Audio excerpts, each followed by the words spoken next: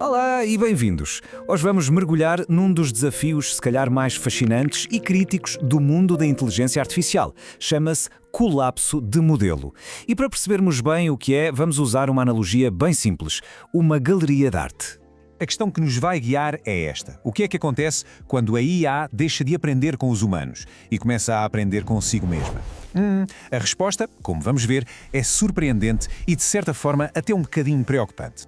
Ok, então a nossa história começa numa galeria de arte. Mas não é uma galeria qualquer, claro. Está cheia de quadros pintados por humanos e eles só usaram duas cores, azul e amarelo.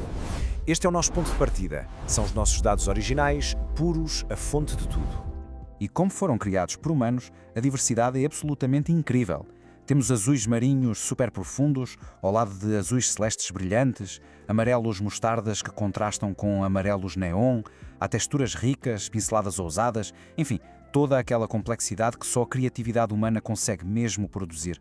Esta variedade toda é o nosso tesouro. E agora, entra em cena o nosso primeiro aprendiz. É um robô pintor, uma IA programada para fazer uma coisa: estudar esta galeria e aprender a pintar. A sua tarefa é simples: replicar a arte que vê, absorvendo todos os padrões e estilos dos mestres humanos.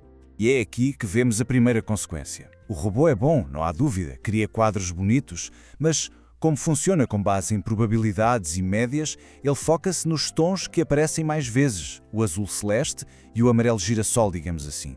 O resultado, aqueles extremos, os azuis marinho profundos, os amarelos super pálidos, começam lentamente a desaparecer. A arte perde um bocadinho da sua alma. E é exatamente aqui que o verdadeiro problema começa a desenhar-se. Imaginem que, anos mais tarde, decidimos treinar um novo robô pintor, uma segunda geração de IA. Só que, por uma questão de conveniência, em vez de o levarmos à galeria humana original, ele vai aprender a pintar olhando apenas para os quadros que o primeiro robô fez. E aqui está o busilis da questão. O segundo robô olha para as cópias, que já são um bocadinho imperfeitas do primeiro, e assume que aquelas é que são a verdade absoluta. A gama de cores fica ainda mais restrita. E pior, se o primeiro robô deixou, sem querer, um pequeno borrão de tinta, o segundo aprende esse erro como se fosse uma característica intencional. Inevitavelmente, esta câmara de eco leva-nos a um resultado completamente inesperado.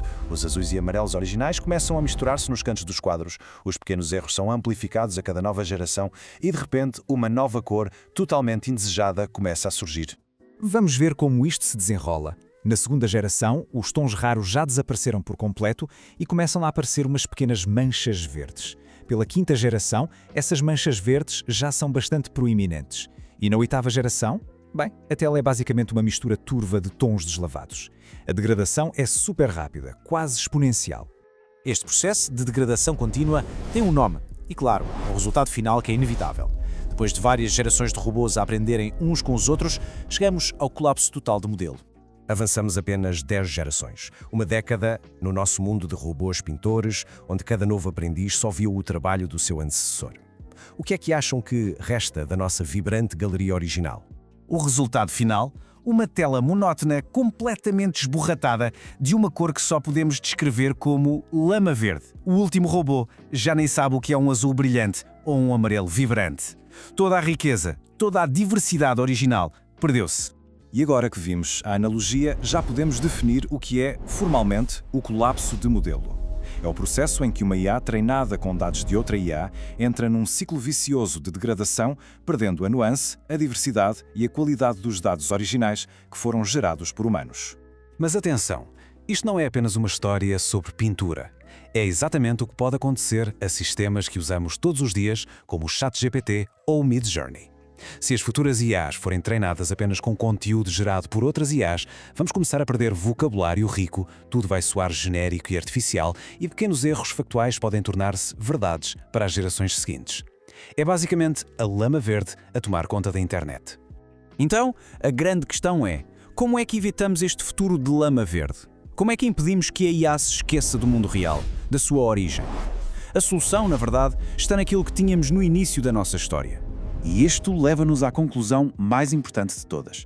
Os dados originais criados por cérebros e mãos humanas, os artigos, as fotografias, a arte, as conversas, são o recurso mais valioso para manter a inteligência artificial, bem, inteligente.